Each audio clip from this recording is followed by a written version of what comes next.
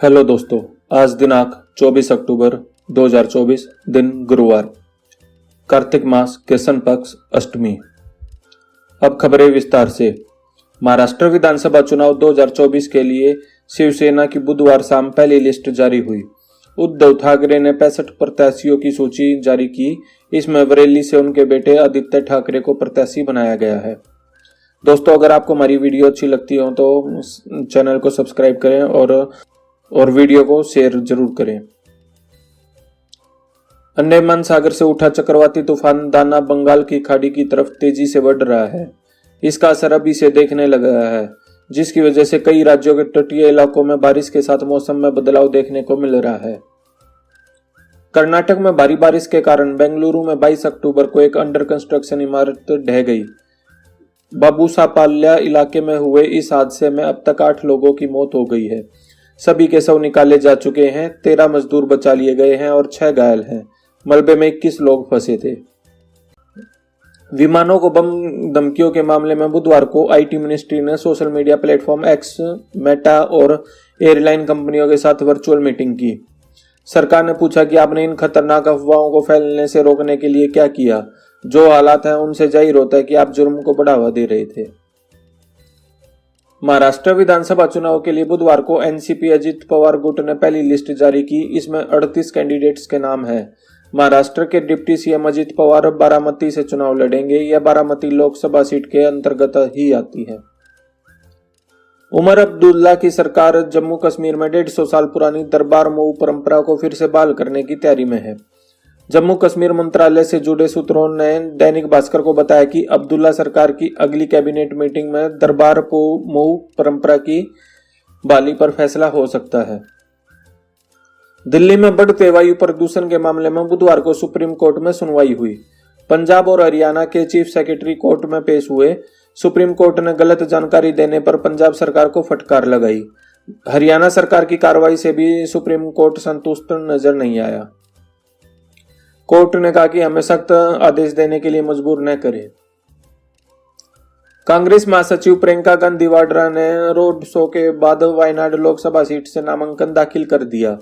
इस दौरान उनके साथ भाई राहुल गांधी, मां सोनिया गांधी और कांग्रेस अध्यक्ष मल्लिकार्जुन खड़गे भी मौजूद रहे। पश्चिम बंगाल की ममता सरकार ने मंगलवार को राज्य स्तरीय टास्क फोर्स का गठन किया है, जो राज्य में डॉक्टरों और स्वास्थ्य कर्मियों की सुरक्षा सुनिश्चित करने के साथ सर्विस की क्वालिटी में भी सुधार करेगी। सरकार ने एक नोटिफिकेशन में इसकी जानकारी दी। मुख्यमंत्री ममता बनर्जी ने हड़ताल करे जूनियर डॉक्टरों से इस टास्क फोर्स के गठन का वादा किया था। दिल्ली के जामिया मिलिया इस्माइलिया यूनिवर्सिटी में मंगलवार को दिवाली के कार्यक्रम के दौरान 2 गुटों में झड़प हो गई। चश्मदीदों ने बताया कि झड़प के दौरान कुछ स्टूडेंट ने फिलिस्तीन के समर्थन में नारे भी लगाए। उन्होंने महिला स्टूडेंट पर अभद्र टिप्पणियां की। घायल हुए छात्रों को देर रात अस्पताल में पहुंचाया गया। महाराष्ट्र के पूर्व मंत्री बाबा सिद्दीकी की हत्या में शामिल शूटरों ने उन पर हमला करने से कम 5 बार शूटिंग की प्रैक्टिस की थी। मुंबई पुलिस ने बताया कि शूटरों ने करजत खोपोली रोड के पास एक जंगल में निशानेबाजी का अभ्यास भी किया था। हरियाणा की रेसलर साक्षी मलिक ने ऑटोबायोग्राफी विटनेस के लॉन्च में कहा था, बीजेपी नेता बबीता फोगाट ने उन्हें भारतीय कुश्ती संघ WFI के अध्यक्ष ब्रिजभूषण के खिलाफ आंदोलन के लिए उकसाया था। उन्होंने ही इसकी परमिशन दिलाई थी। बबीता फोगाट ब्रिजभूषण को हटाकर खुद WFI की अध्यक्ष बनना चाहती थी। बबीता फोगाट ने साक्षी के आरोपों का भी जवाब दिया है। बबीता ने सोशल मीडिया पर लिखा, खुद के किरदार से जगमगाओ, उधार की रोशनी कब तक चलेगी।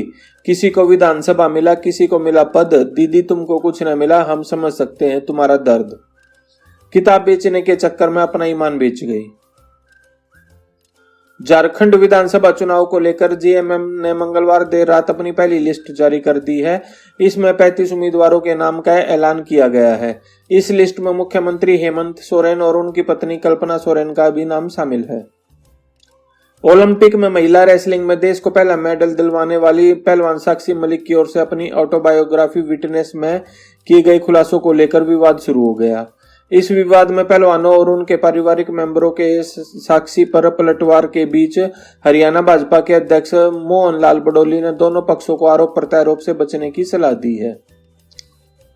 साल 2016 में रिलीज हुई आमिर खान स्टार फिल्म दंगल ने रेसलर पॉलिटिशियन बबीता फोगाट को घर घर में मशहूर कर दिया था।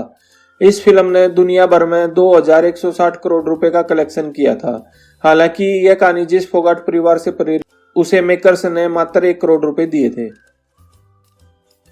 तुर्की में एरोस्पेस और डिफेंस कंपनी टूसास पर बुधवार 23 अक्टूबर को हमला हुआ। इस हमले में अब तक 4 लोगों की मौत हो गई है, जबकि 14 घायल हैं।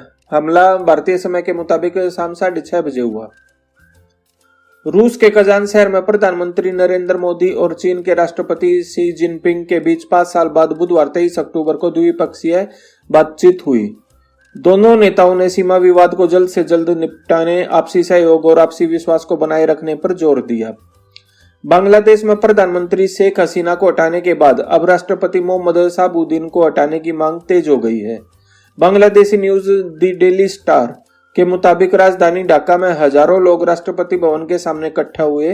वे उनके शेख हसीना के इस्तीफे को लेकर दिए गए बयान से नाराज थे। अमेरिकी राष्ट्रपति चुनाव 1.5 करोड़ लोगों ने की एडवांस वोटिंग। अमेरिकी चुनाव में ट्रंप का खुलकर समर्थन कर रहे एलोन मस्क ने कहा है कि वो राष्ट्रपति चुनाव की तारीख तक हर रोज चुने गए किसी एक वोटर को $1 मिलियन यानी लगभग 8.40 करोड़ रुपए देंगे।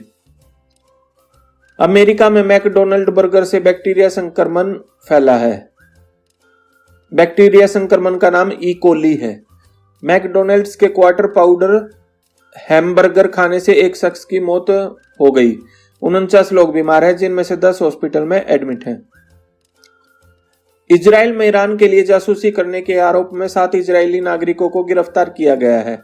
टाइम्स ऑफ इजराइल के मुताबिक इन पर आरोप है कि उन्होंने ईरान के लिए 2 साल तक जासूसी की और उनके लिए सैकड़ों काम किए।